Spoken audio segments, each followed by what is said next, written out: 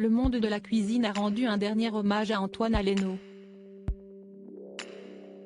Ce vendredi 13 mai, les obsèques du jeune cuisinier de 24 ans se sont déroulées en la collégiale Notre-Dame de Poissy, dans les Yvelines.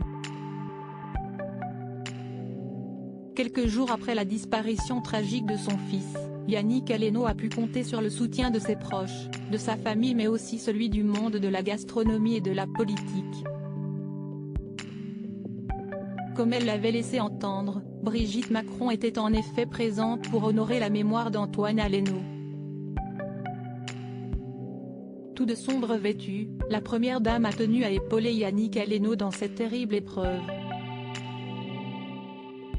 À ses côtés, plusieurs chefs avaient évidemment fait le déplacement, dont la plupart habillés de leur tunique blanche caractéristique.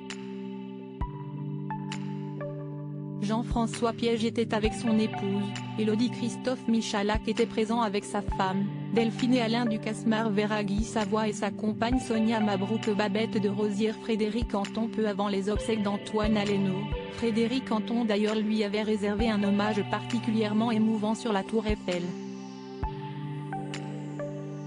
Le chef du Jules Verne, où le cuisinier avait travaillé il y a quelques années, avait demandé à son équipe de tenir des pancartes qui formaient son prénom.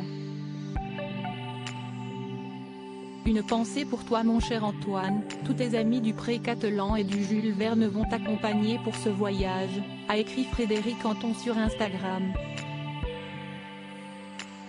Bouleversé par le décès de son fils, Yannick Aleno a aussi pris la plume pour honorer la mémoire de celui qui travaillait avec lui. Je suis fier de toi. Si est fou de regarder ta vie et de voir ton action. Tous ceux qui ont croisé ce sourire et ce regard se souviennent.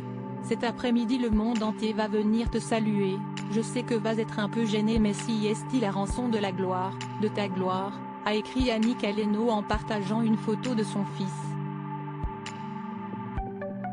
Yannick Aleno rend hommage à son ange ton frère Thomas, ton grand frère et moi allons construire encore et encore, avec toi pour nous guider, avec ce regard de hauteur que tu as des cieux, des choses encore plus belles. Nous t'aimons et te pleurons de tous nos corps Antoine Aleno.